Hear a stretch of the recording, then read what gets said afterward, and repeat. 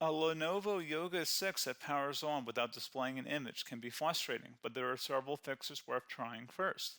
This tutorial walks you through common troubleshooting steps designed to resolve the Lenovo Yoga 6 black screen problem. Whether the display suddenly went blank or never loads after startup, these solutions may help restore normal operations. A lot of errors pertain to this problem, and we're going to go ahead and jump into what should hopefully be a pretty straightforward process, guys. And we're going to go ahead and jump right into it. First thing I'd recommend doing would be to actually go ahead and boot to the troubleshooting utility on Windows 11. So if you do a hard power off 3 times in a row, Windows should automatically attempt to launch the starter prepare utility. And if it doesn't find anything, it will give you the option to select advanced settings, in which case it will take you to a screen that looks like this. Now, if it does not take you to a screen that looks like this, or you're unable to get to that, you can also download the Windows 10 Media Creation Utility, or Windows 11. They probably will make a creation utility for Windows 11 at some point. And it doesn't really matter, you can actually run the Windows 10 utility on Windows 11 as far as I'm aware. And you should be able to run the troubleshooting utilities built in within it. So you just would go ahead and download it to an ISO file and then burn it to a DVD or USB. It'd have to be about 4 gigabytes or more. It couldn't be a small USB flash drive, and it couldn't be a CD. It'd have to be a DVD. And then you'd boot your computer from it. So depending on the computer manufacturer, you'd have to tap a different key on your keyboard in order to launch that menu, in order to select what boot drive you want to go off of. So it could be anything between the escape key, F2, F8, F12, for example, and those are the function keys on the top of your keyboard. So you may have to just do a little bit of trial and error. Shouldn't take you more than a couple minutes. Googling it would probably be best before you even begin. But anyway, we're ready to go ahead and jump right into it. So we're on the choose an option page. So these will look very similar whether you're booting from it directly within Windows itself, or if you're plugged in a USB flash drive with the media creation utility installed and you selected the recovery option. So when you are setting up your Windows 11 installation or Windows 10, depending on the drive you're using, there should be an option to repair your computer in the bottom left corner of the dialog window, one of the first screens that comes up. You go ahead and select that, and then it would take you to a troubleshooting screen like you see here. And you want to go ahead and select troubleshoot, reset your PC, or see advanced options. And then there are going to be a whole bunch of options in here that we're going to explore in today's video. The first one, we're going to actually go underneath advanced options and then select startup prepare, fix problems that keep Windows from loading. So go ahead and select that first.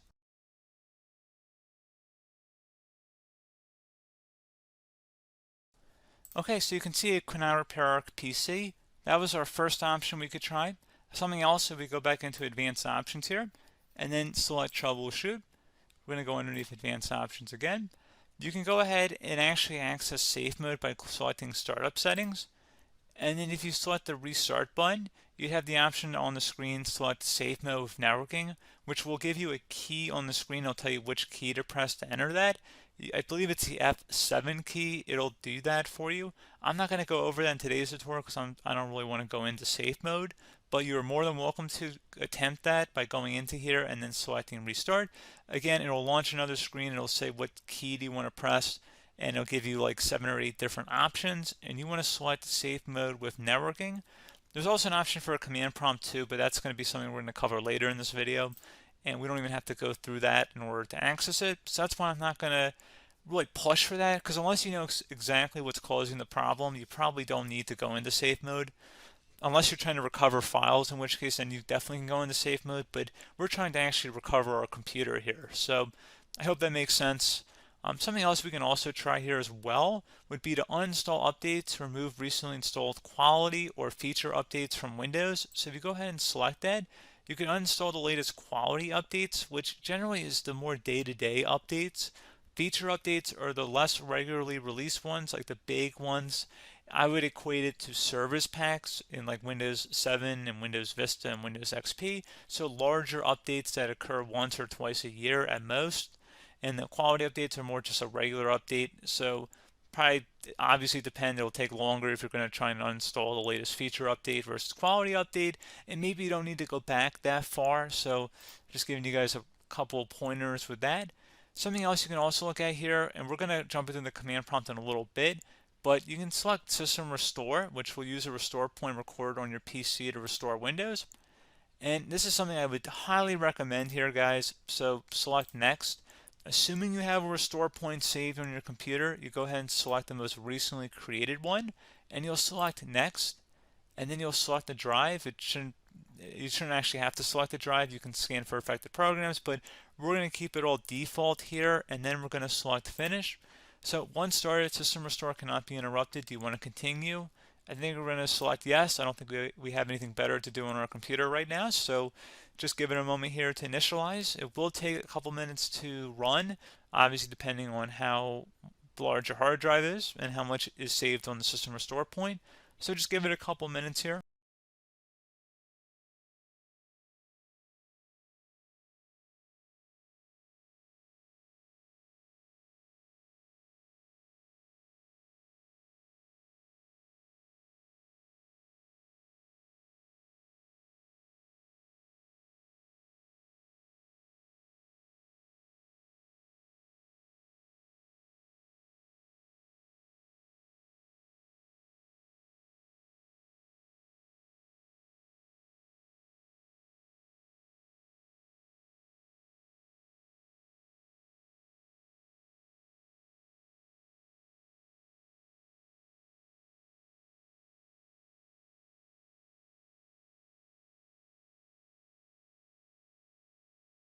Okay, so you can see the system has been restored successfully. We're going to go over a couple different methods addition to that if that did not work. So I'm just going to pause the video and we're going to start back on the recovery screen that we started with. Okay, so a couple other things we can try here too. If you go back into troubleshoot, you can select reset your PC, let you choose to keep or remove your personal files, and then reinstalls Windows. You can select to keep my files, which will remove apps and settings but keeps your personal files. You can also select remove everything, which will remove all of your personal files, apps, and settings. So this is more of a factory reset, the second option here. First option, it should not delete all of your personal files. However, it will pretty much clear most of your programs. And keep in mind, there's no guarantee that your information, number one, is even still available and easily recoverable on your computer to the point that you actually would be able to recover anything. And the second point is that there's always a chance that it won't actually recover and it will just do a factory reset anyway. So there's no guarantee that actually would keep your files anyway. So I would recommend trying to get a recovery tool and backing that up first before selecting it anyway.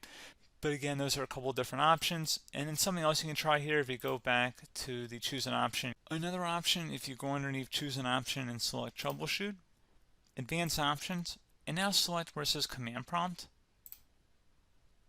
Okay, so the first thing we should do is type our main hard drive here. In most cases, it should be the C drive. So you just do a C colon and then hit enter on your keyboard. So once you're underneath the C drive, we're going to type in dir and then hit enter on your keyboard. It should have program files, users, and Windows all in there. That's how you know you're in the right directory.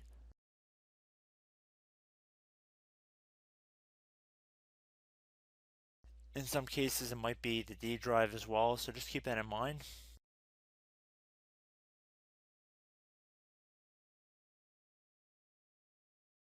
Next thing we're going to do is type in cd space / Windows / system 32 / config, and then you're going to hit enter on your keyboard.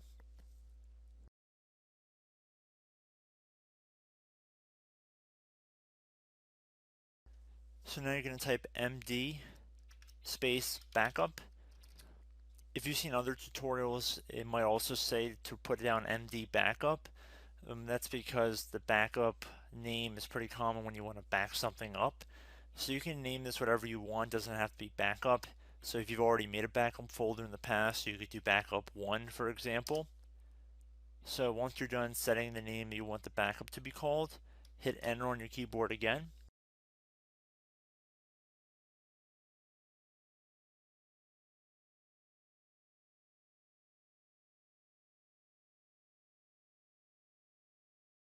At this point you want to type copy, C-O-P-Y, space, then you want to do the star symbol above the 8 key, then do a period or a dot, whatever you want to call it. then another star sign, and then another space, and then type backup, and then hit enter on your keyboard.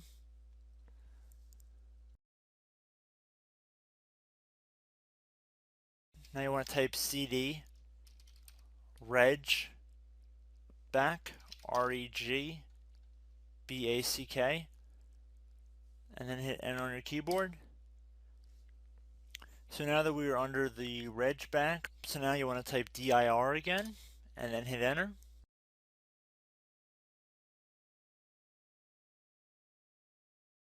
So now at this point we're going to type copy again. So copy, space, star sign,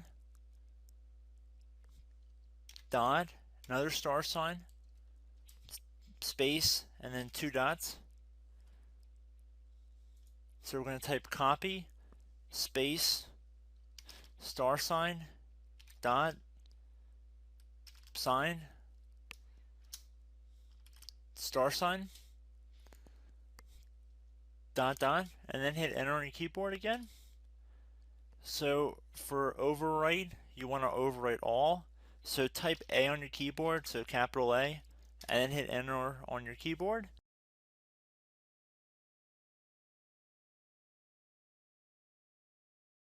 So at this point, you should be good to go. You can close out of the command prompt window, and if you accidentally continue to Windows 10, you should be all set. So I hope one of these 3 or 4 different methods we went through in this tutorial helped you guys out.